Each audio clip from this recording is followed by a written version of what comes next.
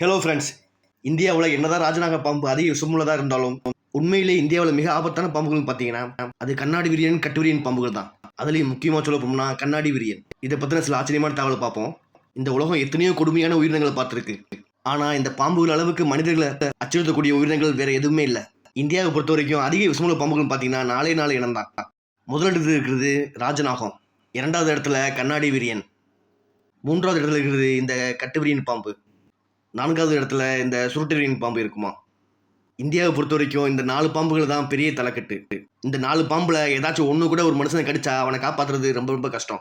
இதில் 2 முக்கியமானு சொல்லணும்னா கண்ணாடி விரியனும் கட்டு விரியனும். இதோட ராஜாங்கமே தனியா. இந்த கண்ணாடி விரியன், கட்டு விரியன் 2 பாம்புகளுமே இரவுல மட்டுமா வேட்டையாடி சாப்பிடுவான். கட்டு விரியனை விட கண்ணாடி விரியன் ரொம்ப ரொம்ப ஆபத்தானதான். கண்ணாடி விரியன் பாம்பு ஒருத்தரை கடிச்சிச்சுன்னு வைங்களேன், கடிச்ச 1 மணி நேரத்தில் அவங்க ரத்தத்தை பூரா ஒரே வச்சிருமா. அந்த அளவுக்கு அதோட விஷம் ரொம்ப ரொம்ப வீரியமானதான். அப்படி இல்லைன்னா